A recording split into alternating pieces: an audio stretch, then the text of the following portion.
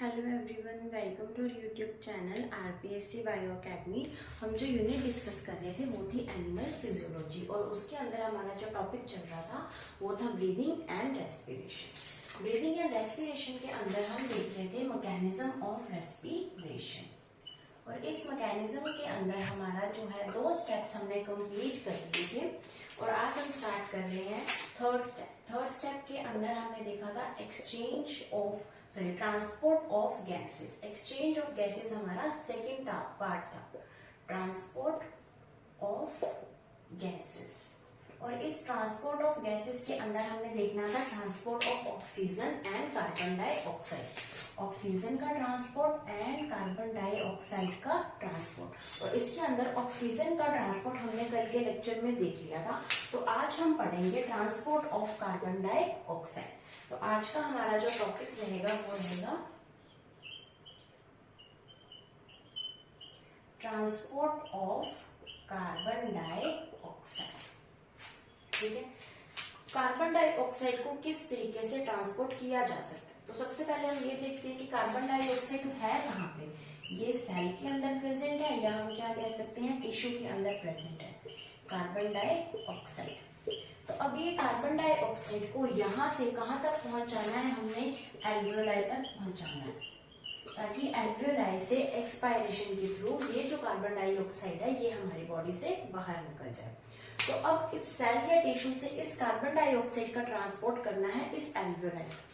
अब ये जो ट्रांसपोर्ट है ये कितने तरीके से होता है।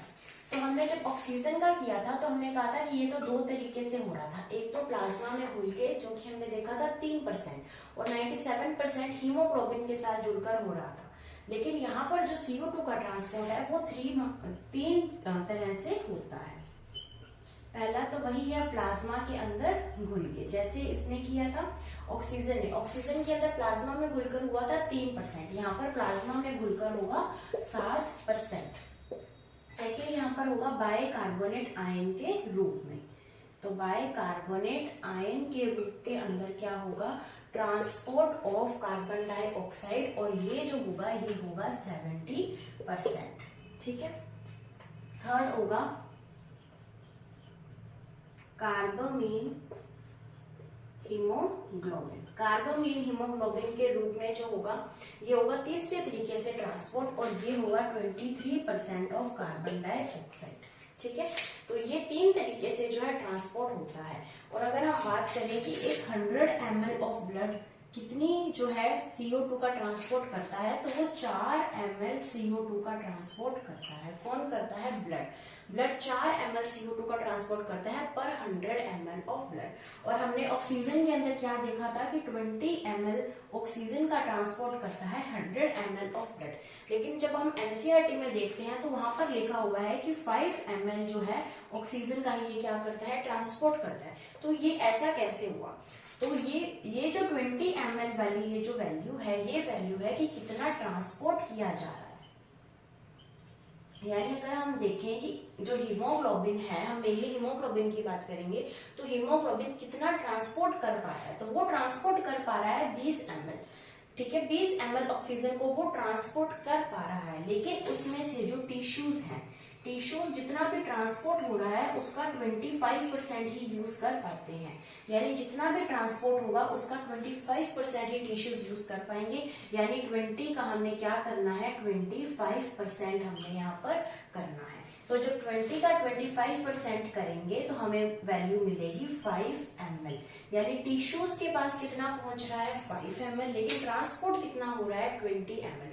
तो आपकी NCERT में जो वैल्यू लिखी है वो यही वाली लिखी हुई है। ठीक है, और मैंने ये वाली वैल्यू तब नहीं बताई थी, मैंने इसकी 20 ml वैल्यू बताई थी। तो अगर आपको कंफ्यूजन हो तो इसका जो कॉन्सेप्ट है वो यही है।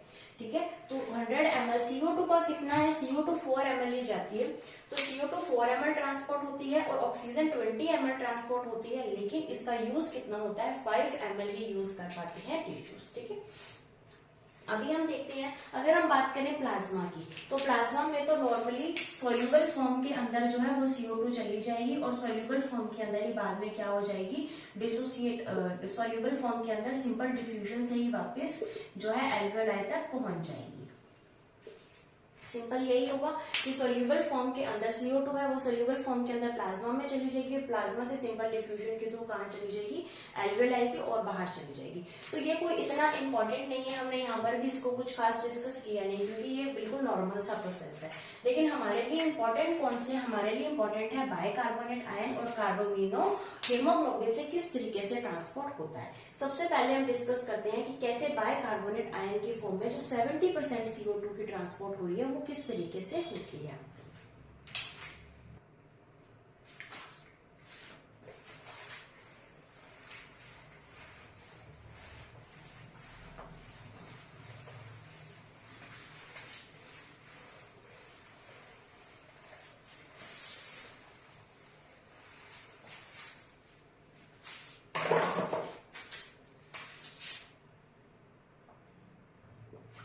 तो इसके अंदर हम पढ़ने वाले हैं बाइकार्बोनेट आयन का, ठीक है। तो सबसे पहले हम यहाँ पर बनाते हैं एल्वेलाई।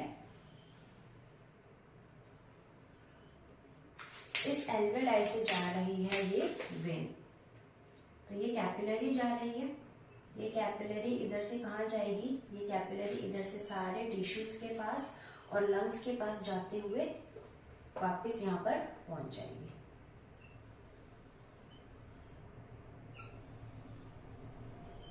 तो ये इस तरीके से कैपिलरी जा रही है और यहाँ पर क्या प्रेजेंट है, सेल या फिर टिश्यू प्रेजेंट है। वैसे तो ये अलग है क्योंकि ये पल्मोनरी है, ये वाली जो दोनों है ये pulmonary arteries and pulmonary veins है। ये एरोटा से जाएगी और फिर यहाँ से ये बिल्कुल चला जाएगा। यानी अगर हम इसको बनाएं तो ये दोनों ही अलग अलग है लेकिन आपस में फिर भी जुड़ी रहती है। तो हम इसको इस तरीके से बनाते हैं ताकि ये थोड़ा इजी हो जाए। तो अगर हम देखें कि हमने क्या देखना है, CO2 का ट्रांसपोर्ट। CO2 बनी कहाँ पर है, तो CO2 बनी है इन सेल्स या फिर इन टिश्यूज के अंदर। तो ये है CO2। अब CO2 कहाँ चली जाएगी, CO2 को जाना है इसके अंदर, इस आर्टरी के अंदर, ठीक है। तो यहाँ पर ऑक्सीजनेटेड ब्लड आता है, ऑक्सीजनेटेड ब्लड के आने के बाद ऑक्सीजन जो है वो यहाँ चली जाती है और CO2 यहाँ से यहाँ पर इसके अंदर आर्टरी के अंदर, या हम कह सकते हैं ब्लड के अंदर चली जाती है। क्या गई CO2।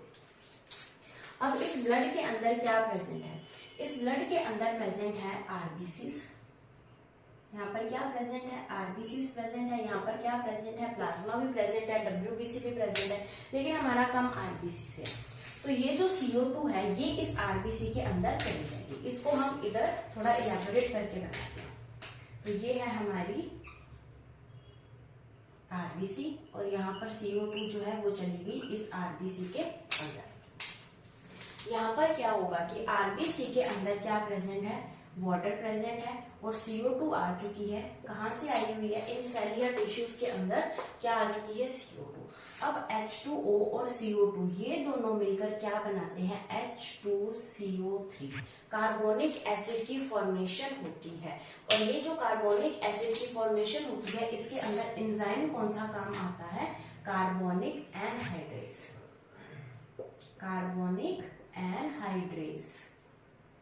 तो ये एंजाइम की उपस्थिति में क्या हो सकता है, H2O एंड CO2 किसके अंदर कन्वर्ट हो जाते हैं, H2CO3 के अंदर। और अगर इसका हम क्या करना चाहें, अगर हम इसको रिवर्स करना चाहें, यानी H2CO3 को अगर हमने H2 और CO2 में कन्वर्ट करना है तो भी कौन सा एंजाइम काम आएगा, यही एंजाइम कार्बोनिक एनहाइड्रेज। ये दोनों साइड की रिएक्शन को करवा सकता है, ठीक है। उसके बाद जब H2CO3 बना है हमारे पास, ये H2CO3 बहुत ही अनस्टेबल कंपाउंड होता है, ये इतना स्टेबल नहीं रह पाता, तो ये फटाफट टूट जाता है। किसके अंदर टूटेगा, H पॉजिटिव के अंदर और HCO3 नेगेटिव के अंदर ये टूट जाएगा।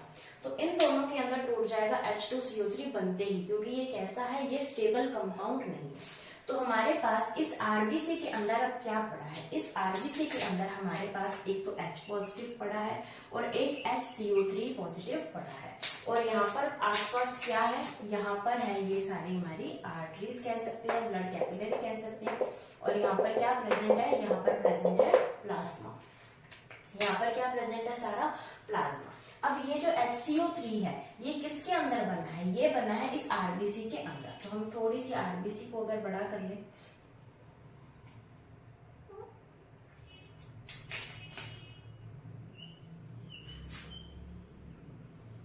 तो अगर हम ये बनाए, ये है हमारी आरबीसी। तो इस आरबीसी के अंदर जो है, इस आरबीसी के अंदर प्रेजेंट है HCO3 negative and H positive, जो कि H2CO3 के टूटने से बना है, जो कि कैसे बना है, H2O और CO2 के मिलने से, कार्बोनिक एनहाइड्रेज की उपस्थिति में।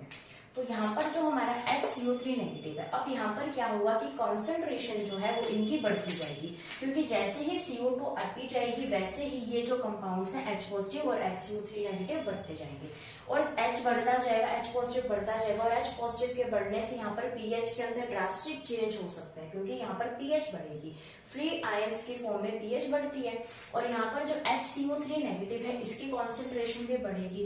तो इसकी कॉन्सेंट्रेशन को, इन सबको मेंटेन करने के लिए क्या होता है कि ये जो HCO3 नेगेटिव है ये चला जाता है प्लाज्मा के अंदर। कहाँ चला गया? प्लाज्मा के अंदर, यानी ये क्या है हमारा प्लाज्मा। तो HCO3 निकलकर कहाँ आ गया? प्लाज्मा के अंदर आ गया। अब HCO3 प्लाज्मा के अंदर आ रहा है तो उसको काउंटर करने के लिए किसी को आरबीसी के अंदर जाना पड़ेगा, क्योंकि बारी बारी जो HCO3 नेगेटिव है वो HCO3 नेगेटिव बहुत सारे आरबीसी में इकट्ठे हो रहे हैं। अब वो क्या कर रहे हैं? वो बाहर आ रहे हैं। तो अगर वो बाहर आएंगे तो उनका जो इलेक्ट्रिक चार्ज है उसको न्यूट्रलाइज भी तो करना पड़ेगा। अगर सारे नेगेटिव बाहर निकल जाएंगे तो यहाँ पर पॉजिटिविटी तो बहुत ज्यादा बढ़ जाएगी, यहाँ पर पॉजिटिव आयन बहुत ज्यादा बढ़ जाएगा। तो उसको काउंटर करने के लिए किसी नेगेटिव आयन को अंदर भी तो जाते रहना पड़ेगा। तो वो अंदर कौन जाएगा? प्लाज्मा से अंदर जाएगा क्लोराइड आयन। तो HCO3 नेगेटिव जो है, जो बाइकार्बोनेट आयन है, वो क्या कर रहा है? इसके अंदर क्या है? इसके अंदर CO2 इंक्लूडेड है। तो अभी ये जो CO2 हम कह सकते हैं, कहते हैं बाइकार्बोनेट आयन के रूप में जो कार्बन डाइऑक्साइड है वो कहाँ आ चुकी है? प्लाज्मा के अंदर आ चुकी है। और प्लाज्मा में जो क्लोराइड आयन है वो कहाँ चले गए हैं? इस आरबीसी के अंदर चले गए हैं। अब ये जो शिफ्ट हुआ, क्या शिफ्ट हुआ? HCO3 यहाँ शिफ्ट हुआ और क्लोराइड प्लाज्मा से इधर गया। इस शिफ्ट को बोला जाता है क्लोराइड शिफ्ट। क्या बोला जाता है इसे? Chloride shift. क्लोराइड कहाँ जाता है? क्लोराइड जाता है प्लाज्मा से आरबीसी के अंदर, और इसे क्या बोला जाता है? क्लोराइड शिफ्ट बोला जाता है। और इसे और क्या बोला जाता है? Hamburgers effect. इसको किसने डिस्कवर किया था? हैमबर्गर ने। तो हैमबर्गर्स इफेक्ट के नाम से भी इसको जाना जाता है, किसे? क्लोराइड शिफ्ट को। और ये बहुत ही इंपॉर्टेंट है हमारे लिए। तो ये क्या हुआ कि इसको काउंटर करने के लिए क्लोराइड जो प्लाज्मा के अंदर प्रेजेंट है वो प्लाज्मा से कहाँ चला गया? इस आरबीसी के अंदर चला गया। अब हमारे पास क्या रहेगी? ये क्लोराइड आयंस इसके अंदर है, हमारे पास H पॉजिटिव रह गया। ये जो H पॉजिटिव है ये बाइंड कर देगा यहाँ पर जो प्रेजेंट है हीमोग्लोबिन। तो हीमोग्लोबिन और H की क्या बन जाएगी? जोड़ी बन जाएगी। कैसे बनेगी? क्योंकि यहाँ पर H पॉजिटिव जो है वो फ्री है, तो H पॉजिटिव से कौन बाइंड कर देगा? ये हीमोग्लोबिन बाइंड कर देगा। तो यहाँ पर क्या बन जाएगा? HbH का मॉलिक्यूल बन जाएगा। HCO3 जो है वो कहाँ पर आ चुके हैं? अब प्लाज्मा के अंदर आ चुके हैं, और जो क्लोराइड है वो इसके अंदर जा चुका है। तो ये सारा काम यहाँ पर हो रहा है। कैसे हो रहा है कि अब ये जो आरबीसी है, ये आरबीसी भी जा रही है ऊपर, और ये जो प्लाज्मा है वो भी कैसे जा रहा है? ऊपर जा रहा है। अब ये कहाँ पहुंच गए? अब ये पहुंच गए यहाँ पर, जहां पर क्या होगा? जहां पर होगा एक्सचेंज ऑफ गैसेस। यहाँ पर क्या होगा? यहाँ से CO2 ने कहाँ जाना है? इस एल्वेलाई के अंदर जाना है, और ऑक्सीजन ने कहाँ आना है? इसके ब्लड के अंदर आना है। यानी अब जो प्लाज्मा के अंदर क्या प्रेजेंट है? HCO3 negative. कहाँ प्रेजेंट है? प्लाज्मा में। अब इस HCO3 नेगेटिव को हमें CO2 बनाना पड़ेगा, क्योंकि CO2 बनाने से ही CO2 बाहर जा पाएगी, HCO3 नेगेटिव के फॉर्म में नहीं जा पाएगी। तो यहाँ पर क्या होता है? जैसे ही ये आरबीसी कहाँ पहुंची? यहाँ पर पहुंची। यहाँ पहुंचने पे क्या हुआ कि ये जो HCO3 प्लाज्मा के अंदर था, ये HCO3 वापस चला जाता है कहाँ पर? इसके अंदर। यानी अब HCO3 जो है वो वापस यहाँ पर इसके अंदर चला गया। तो इसके अंदर क्या चला गया? HCO3 नेगेटिव जो है वो इसके अंदर चला गया, आरबीसी के अंदर चला गया। और यहाँ पर HB और H जो है जिनकी जोड़ी बन गई थी, ये क्या हो जाएंगे? डिसोसिएट हो जाएंगे। ये कैसे हो जाएंगे? डिसोसिएट हो जाएंगे। यानी H पॉजिटिव अलग हो जाएगा और HB अलग हो जाएगा। तो जब H पॉजिटिव अलग हो जाएगा तो ये H पॉजिटिव भी यहीं पड़ा है, तो HCO3 नेगेटिव वापस आ गया, H पॉजिटिव वापस अलग हो गया। और अब इस H पॉजिटिव और HCO3 को वापस क्या करना पड़ेगा? मिलाना पड़ेगा। किसे मिलाना पड़ेगा, H पॉजिटिव और HCO3 नेगेटिव को वापस मिलाना पड़ेगा, और ये वापस मिलकर क्या बन जाएंगे, H2CO3 बन जाएगा। और वापस वहां पर वर्क कौन करेगा, कार्बोनिक एनहाइड्रेज यहाँ पर वर्क करेगा, जो कि इसको किसके अंदर कन्वर्ट कर देगा, वाटर एंड CO2 के अंदर। यानी अब ये दोनों ने H पॉजिटिव और HCO3 ने मिलकर क्या बना लिया, H2CO3 बना लिया, और ये वापस कन्वर्ट हो गए हैं H2O प्लस CO2 के अंदर। तो यहाँ पर ये वापस H2O और CO2 के अंदर हो गए हैं, और यहाँ से CO2 क्या है, CO2 चली जाएगी वापस यहाँ पर, और जो Hb है, Hb यहाँ पर फ्री हो जाएगा, और Hb फ्री होते ही यहाँ पर जो ये Hb इसके अंदर प्रेजेंट है, इसको क्या मिल जाएगी, ऑक्सीजन मिल जाएगी। तो यहाँ पर क्या बन जाएगा, ऑक्सी हीमोग्लोबिन। तो ऑक्सी हीमोग्लोबिन से क्या ट्रांसपोर्ट होती है, ऑक्सीजन ट्रांसपोर्ट होती है। तो यहाँ पर जो Hb है, Hb किसके अंदर कन्वर्ट हो जाएगा, ऑक्सी हीमोग्लोबिन के अंदर कन्वर्ट हो जाएगा। और ये जो ऑक्सी हीमोग्लोबिन है, ये भी इंडिकेट करेगी, ये भी सिग्नल्स भेजेगी कि HCO3 का ज्यादा से ज्यादा डिसोसिएशन हो, क्योंकि HCO3 का ज्यादा से ज्यादा इस तरीके से बने कि CO2 को बाहर निकाला जा सके, यानी ज्यादा से ज्यादा वाटर एंड CO2 को बनने के लिए ये सिग्नल भेजेगा, ये भी प्रेरित करेगा। और इस इफेक्ट को कहा जाता है हार्डेन इफेक्ट। क्या कहेंगे, हार्डेन इफेक्ट। हार्डेन इफेक्ट को अगर हम 1 लाइन के अंदर डिस्क्राइब करें तो हम ये कह सकते हैं कि डिसोसिएशन ऑफ CO2 को यहाँ से, इस ब्लड से, इस प्लाज्मा से CO2 को निकालकर एल्वेओलाई के अंदर डालना क्या कहलाता है, हार्डेन इफेक्ट कहलाता है। और ये क्यों होता है, इसका कारण है ऑक्सी हीमोग्लोबिन। तो ऑक्सी हीमोग्लोबिन की वजह से ये जो HCO3 नेगेटिव है, ये बाद में जाकर कन्वर्ट हो जाता है CO2 में, और CO2 चली जाती है बाहर। ठीक है, तो अगर हम बात करें कि ये किस तरीके से सारा ट्रांसपोर्ट हुआ है, किसका, कार्बन डाइऑक्साइड का, तो कार्बन डाइऑक्साइड बनी कहाँ पर है, ये सेल और टिश्यूज में बनी है।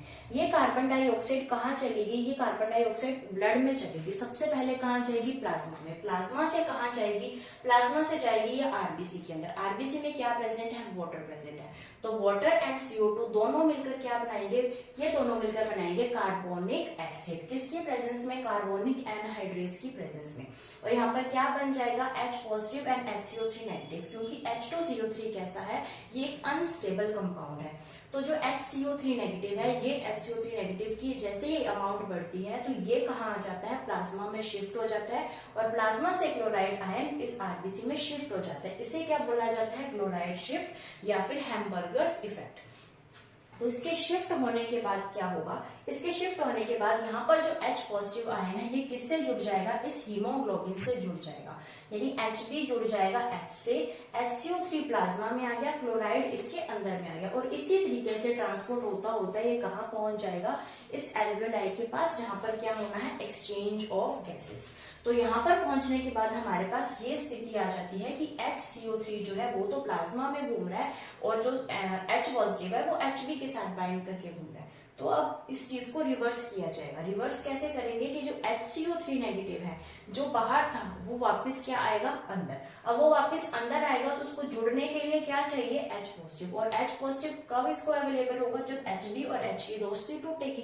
तो हीमोग्लोबिन और H यहाँ पर अलग हो जाती है, और HCO3 H के साथ मिलकर क्या बना लेता है, H2CO3। और ये H2CO3 H2O और CO2 को बनने में हेल्प करती है। और यहाँ पर जो Hb है, Hb यहाँ पर क्या करेगा, Hb जो है वो उसके साथ, ऑक्सीजन के साथ Hb का ऑक्सीजनेशन हो जाएगा, क्योंकि Hb ज्यादा किसके साथ जुड़ना चाहता है, ये ऑक्सीजन के साथ ज्यादा जुड़ना चाहता है।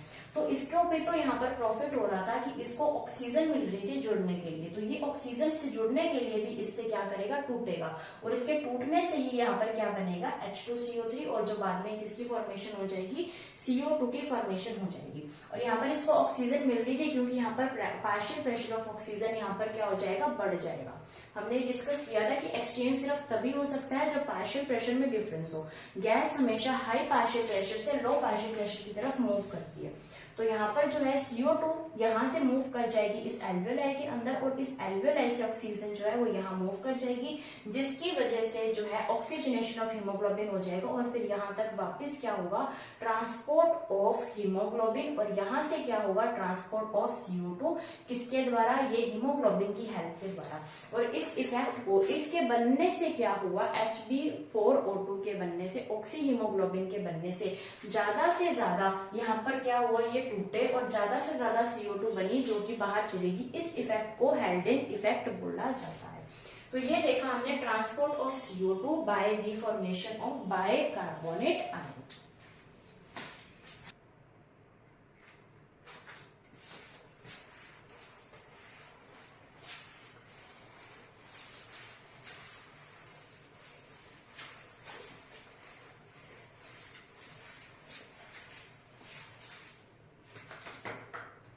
अभी हमारा जो ट्रांसपोर्ट ऑफ CO2 का थर्ड पार्ट है वो रह गया था, यानी कार्बोमिनो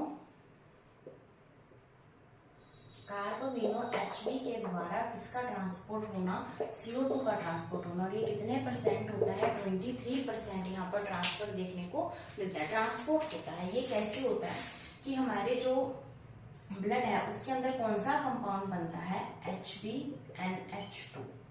HbNH2 के साथ CO2 क्या हो जाती है, बाइंड हो जाती है, और इसके बाउंड होने से क्या बनता है,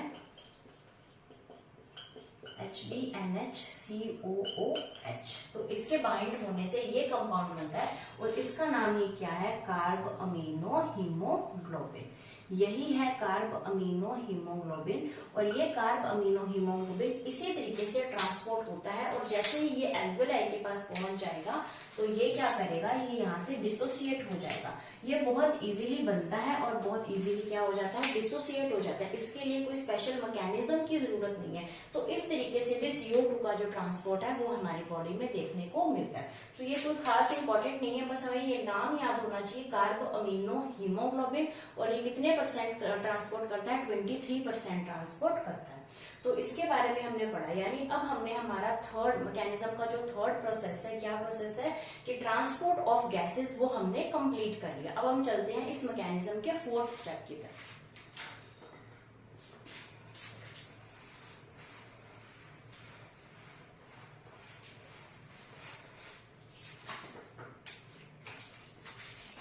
डी स्टेप है मैकेनिज्म का, जो कि क्या है, सेलुलर रेस्पिरेशन।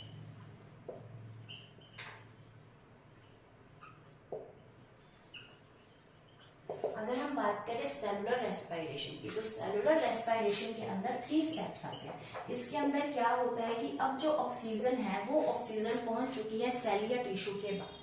अब यहाँ पर जो ऑक्सीजन पहुंची है वो क्या करेगी, जो भी हमारे न्यूट्रिएंट्स हैं, यानी जो भी हमारा ग्लूकोज कह लो, प्रोटीन्स कह लो, अमीनो एसिड्स कह लो, फैटी एसिड्स कह लो, उन न्यूट्रिएंट्स का क्या होगा, ऑक्सीडेशन होगा, और यहाँ से क्या बनने वाली है, एनर्जी या फिर एटीपी बनने वाली है। तो इस न्यूट्रिएंट से एटीपी का बनना, ये क्या कहलाता है, सेलुलर रेस्पिरेशन। और सेलुलर रेस्पिरेशन के कितने पार्ट्स होते हैं, 3 पार्ट्स होते हैं। फर्स्ट आएगा ग्लाइकोलाइसिस, पहला पार्ट है ग्लाइकोलाइसिस, सेकेंड पार्ट है क्रेब्स साइकिल, और थर्ड पार्ट है यहाँ पर इलेक्ट्रॉन ट्रांसपोर्ट चेन।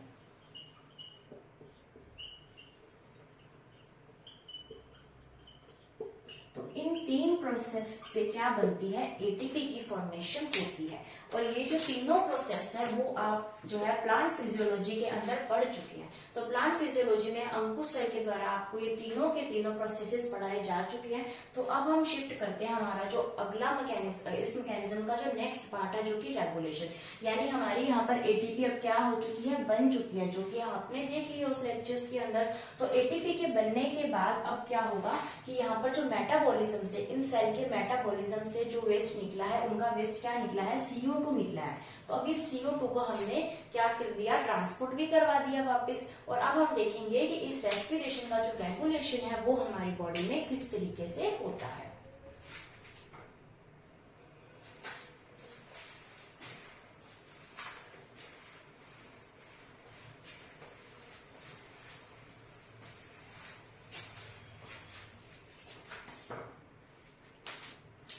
तो जो लास्ट किसका पॉइंट आता है, वो आता है रेगुलेशन।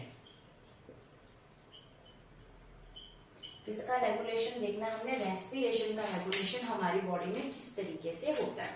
तो अगर हम बात करें रेगुलेशन की, तो रेगुलेशन के अंदर सबसे पहला नाम जो आता है मेड्यूला ऑब्लोंगेटा। तो मेड्यूला ऑब्लोंगेटा ये हमारे ब्रेन का एक पार्ट है और यही क्या है, यही रेस्पिरेटरी सेंटर है। हमारी बॉडी का क्या है, रेस्पिरेटरी सेंटर है। यानी रेस्पिरेशन को कंट्रोल कहाँ से किया जाता है, हमारे ब्रेन से किया जाता है। और हमारे ब्रेन से भी कहाँ से, मेड्यूला ऑब्लोंगेटा से जो है वो किया जाता है रेस्पिरेशन का कंट्रोल, या हम कह सकते हैं इसका रेगुलेशन। इसे क्या बोला जाता है, इसे रिदम सेंटर भी कहा जाता है। किसका रिदम सेंटर है, रेस्पिरेशन का रिदम सेंटर। तो रेस्पिरेशन का रिदम सेंटर जो है वो किसे कहा जाता है, मेड्यूला ऑब्लोंगेटा को भी कहा जाता है। और ये जो रिदम सेंटर वाला क्वेश्चन है, ये क्वेश्चन ग्रेड 1 के अंदर आ चुका है। कौन सा क्वेश्चन, कि हमारे बॉडी के अंदर रेस्पिरेटरी रिदम सेंटर कौन सा होता है, तो वो होता है मेड्यूला ऑब्लोंगेटा। ठीक है, तो हमने क्या पढ़ा कि जो मेड्यूला ऑब्लोंगेटा है ये रेस्पिरेटरी सेंटर है, ये रेस्पिरेशन को क्या करता है, रेगुलेट करता है हमारी बॉडी के अंदर। और ज्यादातर किसको कंट्रोल करता है, मेनली कंट्रोल करता है इंस्पायरेशन को।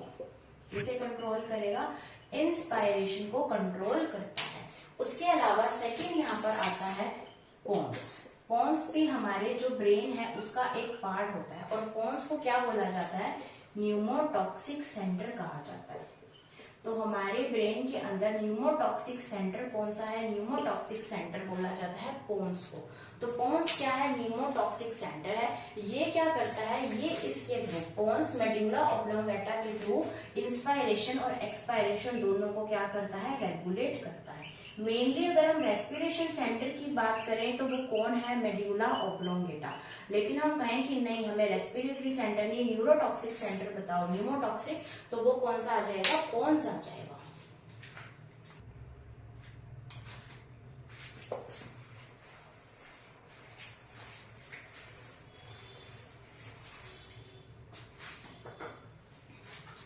उसके अलावा यहाँ पर कुछ कीमोसेंसिटिव एरियाज भी प्रेजेंट होते हैं जो हेल्प करते हैं रेगुलेशन ऑफ रेस्पिरेशन। तो जो कीमोसेंसिटिव एरियाज है ये कहाँ प्रेजेंट होते हैं, ये प्रेजेंट होते हैं जो रेस्पिरेटरी सेंटर है, कौन, मेड्यूला ऑब्लोंगेटा, उसके पास में ही प्रेजेंट होते हैं कीमोसेंसिटिव एरिया।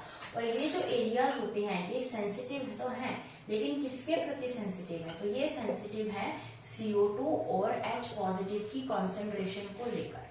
किसके प्रति सेंसिटिव है, CO2 और H पॉजिटिव की कॉन्सेंट्रेशन को लेकर, कि जैसे ही CO2 की कॉन्सेंट्रेशन या फिर H पॉजिटिव की कॉन्सेंट्रेशन बढ़ेगी वैसे ही क्या करेंगे, ये एक्टिव हो जाएंगे। और ये एक्टिव होकर किससे सिग्नल्स भेजेंगे, ये सिग्नल्स भेजेंगे रेस्पिरेटरी सेंटर को।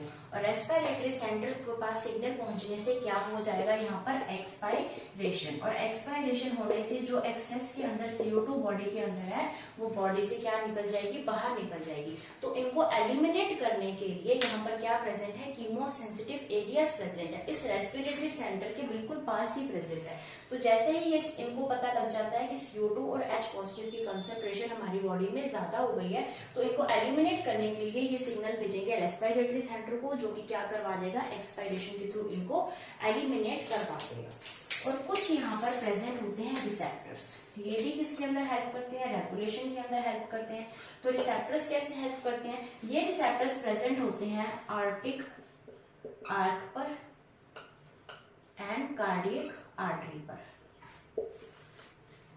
Arctic arch and aortic arch and cardiac artery के ऊपर प्रेजेंट होते हैं ये रिसेप्टर्स। और ये रिसेप्टर्स भी क्या करते हैं, ये भी सेंसिटिव होते हैं, किसके प्रति सेंसिटिव होते हैं, CO2 और H के प्रति सेंसिटिव होते हैं। और ये भी सेम यही काम करेंगे, किसे सिग्नल भेज देंगे, रेस्पिरेटरी सेंटर को, और एक्सपायरेशन के अंदर हेल्प करते हैं कि आप इनको हमारी बॉडी से बाहर निकाल दो। तो ये जो रिसेप्टर्स हैं ये प्रेजेंट होते हैं aortic arch and cardiac artery के पास, इसके अंदर प्रेजेंट होते हैं।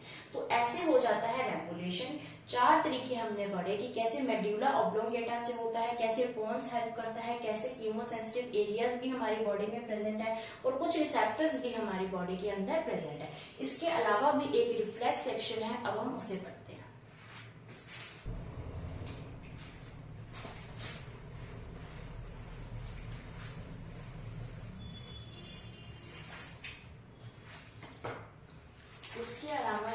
पर हमें हेल्प करता है वो है hearing, Breuer's reflex. Hering Breuer's reflex ये भी रेगुलेट करता है रेस्पिरेशन को। कैसे? तो हियरिंग ब्रूअर्स रिफ्लेक्स क्या है?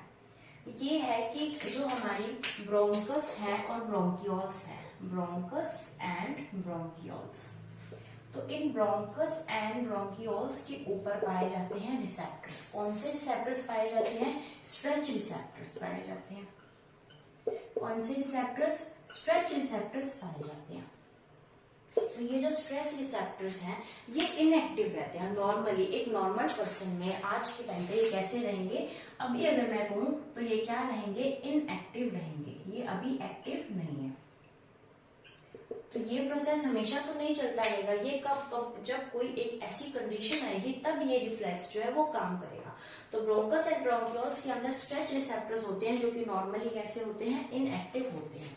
अब क्या हुआ कि इंस्पायरेशन हुआ, इंस्पायरेशन हुआ, एयर को बॉडी के अंदर लिया गया। इंस्पायरेशन ज्यादा होने से क्या बना? प्रेशर बना। प्रेशर हमारी बॉडी के अंदर बढ़ गया। जैसे ही इंस्पायरेशन किया प्रेशर हमारी बॉडी के अंदर बढ़ गया और जो एल्वियोलाई हैं वो एल्वियोलाई जो है वो ज्यादा फूल गई, यानी जितनी फूलनी चाहिए उससे ज्यादा एल्वियोलाई क्या हो गई? फूल गई। और एल्वियोलाई के फूलने की वजह से यहाँ पर प्रेशर भी क्या हो गया? बढ़ गया। तो जब ये कंडीशन आ जाती है, ये कंडीशन आने पर ये जो स्ट्रेच रिसेप्टर्स है अब कैसे हो जाएंगे? एक्टिव हो जाएंगे। और ये स्ट्रेच रिसेप्टर्स एक्टिव होने के बाद जाएंगे जो हमारा रेस्पिरेटरी सेंटर है उसके पास, और रेस्पिरेटरी सेंटर जो है ये क्या करेगा? एक्सपायरेशन को कर देगा, एक्सपायरेशन के लिए सिग्नल भेज देगा। और एक्सपायरेशन के लिए सिग्नल भेजने से क्या हो जाएगा कि इस बॉडी के अंदर जो एक्सेस में CO2 है वो और जो बाकी चीजें हैं वो निकल जाएंगी और कंप्लीटली ये क्या हो जाएगा? रेगुलेट हो जाएगा। तो जो हेयरिंग ब्रूअर्स रिफ्लेक्स है ये हमेशा नहीं होता है, इसकी कंडीशन है कि जब भी इंस्पायरेशन ज्यादा करने पर प्रेशर बढ़ जाता है तब ये एक्टिव होते हैं। वैसे ये कैसे रहते हैं? इनएक्टिव रहते हैं। तब इनके एक्टिव होने पर जो है जो रेस्पिरेटरी सेंटर है उसे एक्टिव किया जाता है, जिसकी वजह से इसको इसका जो रिफ्लेक्स है वो हो जाता है और हमारी बॉडी क्या हो जाती है? मेंटेन हो जाती है। तो इसके साथ ही हमारा जो रेगुलेशन है वो कंप्लीट होता है और हमारा जो मैकेनिज्म ऑफ रेस्पिरेशन है वो भी कंप्लीट होता है। तो कल के लेक्चर के अंदर हम पढ़ने वाले हैं कि कौन कौन से जो डिसऑर्डर्स हैं वो रेस्पिरेटरी सिस्टम से रिलेटेड है, हम उनके बारे में पढ़ेंगे। और कुछ हमारे जो वॉल्यूम्स हैं जैसे कि टाइडल वॉल्यूम है, जैसे कि इंस्पायरेटरी रिजर्व वॉल्यूम है, जैसे कि रेजिडुअल वॉल्यूम है, और कुछ हम कैपेसिटीज के बारे में भी पढ़ने वाले हैं। तो कल के लेक्चर के लिए आप अभी से इस लेक्चर को लाइक कीजिए, शेयर कीजिए, हमारे चैनल को सब्सक्राइब कीजिए। Thank you.